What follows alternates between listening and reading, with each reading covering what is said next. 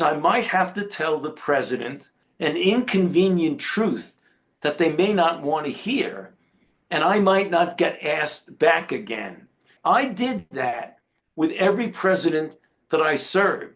Donald Trump thought that the more you tested, the more there were cases, and that was not a good idea, as if the testing created the cases. He just wanted so much for it to go away, but it wasn't going to go away, and we had to essentially address it head on. And that seems like a fight that doctors shouldn't have to fight. Let's talk then about your relationship with presidents and the on tiptoe one you may have had with President Trump in that chapter you call Loves Me, Loves Me Not. The first time that I went into the White House to brief President Reagan about HIV, a very close confidant and mentor of mine who had been in the White House for several years during the Nixon administration told me something. He said, when you walk into the White House and you go under that awning into the lower level of the West Wing, whisper into your own ear that this may be the last time I'm going to come into this building, because I might have to tell the president an inconvenient truth that they may not want to hear, and I might not get asked back again. I did that with every president that I served.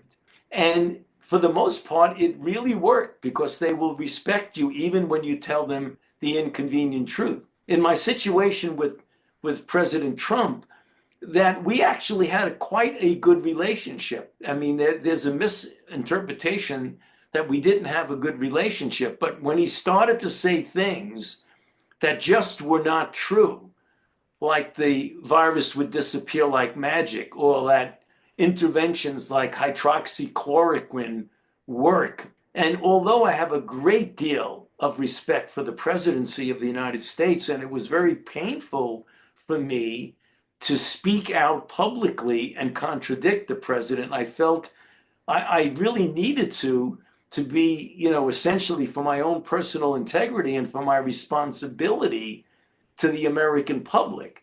And I did. And that's when things started to clash a bit. But even when he would get upset with me for saying things that were contrary to what he was saying, he never wanted to really, fight with me. And he would say, Tony, what are you doing? What are you saying? And then at the end of it, he'd say, we're still okay, aren't we? I mean, we're good. He would get angry at things, but then at the end of the day, he never really seriously became an enemy of mine, not at all. And I think that's something that is not very well understood by people who think that we're at odds. I had to disagree with some of the things he said, but it was respectfully disagreeing. You describe an incident where you're telling it like it is, and you think you've finally gotten through to him, and then he goes off on the campaign trail the next day and says COVID is a Democratic hoax. Yeah. What must you have felt? Well, I think I can describe it, Pat, as just saying I was disappointed. Yeah, I was. Because understandably, he desperately wanted the outbreak to go away. He just wanted so much for it to go away, but it wasn't going to go away. And we had to essentially address it head on. Governors would tell him what a great job he was doing, but you tried not to flatter him, not to underplay the seriousness, and telling him the country would respect him for being honest on things like masks, when in fact the power of messaging for masks or against them was immense, and he chose the other direction from what you were recommending. Yeah, and again, Pat, that's what I said was some of the unfortunate thing, because I think that there was a missed opportunity to use the bully pulpit of the presidency to get the country to do the right thing. Because when it became clear that masks were unequivocally recommended, that people should wear masks in indoor settings during the height of the pandemic, he came out and said, well, that's true. They made the recommendation, but I, for one, am not going to wear one.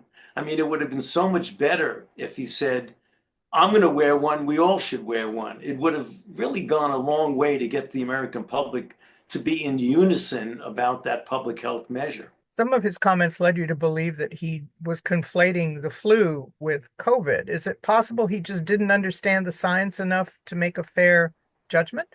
No, I wouldn't say that. I mean, I want to be fair to him, and I think that would be unfair to then. It isn't that he couldn't understand the difference, is that since they were both respiratory diseases, he was hoping that COVID would act like the flu. And by acting like the flu means that when the warmer weather came, it would essentially go away. We have a flu season every year that goes from the end of November, beginning of December to maybe mid-March, the end of March, and then April comes and it goes away.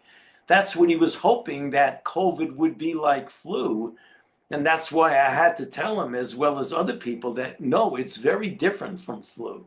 Donald Trump thought that the more you tested, the more there were cases, and that was not a good idea, as if the testing created the cases. And here again, this is more of a political mindset that, well, let's keep this on the down low a little bit and not let people know how bad it is. And that seems like a fight that doctors shouldn't have to fight.